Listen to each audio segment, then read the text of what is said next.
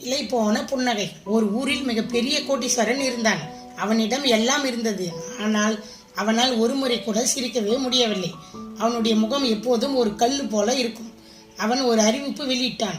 என்னை யார் சிரிக்க வைக்கிறார்களோ அவர்களுக்கு என் சொத்தில் பாதி தருவேன் என்று சொன்னான். பல கோமாளிகள் வந்தார்கள். யாராலும் அவனை சிரிக்க வைக்க முடியவில்லை. அப்போது ஒரு ஏழை முதியவர் வந்தார். அவர் ஒரு கண்ணாடியை காட்டினார். அரசே, இதில் உங்கள் முகத்தை பாருங்கள் என்றார். அரசன் பார்த்தான். கண்ணாடியில் அவனுடைய முகம் சிரிப்பது போல தெரிந்தது. ஆனால் நிஜத்தில் அவர் சிரிக்கவில்லை. முதியவர் சொன்னார், அரசே, நீங்கள் உங்கள் வாழ்நாள் முழுவதும் மற்றவர்களின் கண்ணீரை சேகரித்து அந்த பணத்தை தான் சம்பாதித்தீர்கள். உங்கள் பெட்டியில் இருக்கும் ஒவ்வொரு நாணயம் ஒருவருடைய கண்ணீர் அழுகை. அழுகையின் மேல் அமர்ந்திருப்பவனுக்கு எப்படி சிரிப்பு வரும் என்றான்.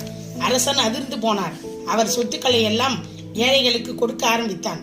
தன் கையில் இருந்த கடைசி நாணயத்தை கொடுத்த பிறகு தானாகவே அவன் முகத்தில் ஒரு புன்னகை வந்தது. அதுதான் அவன் வாழ்க்கையில் முதலாக சிரித்த நிஜமான சிரிப்பு.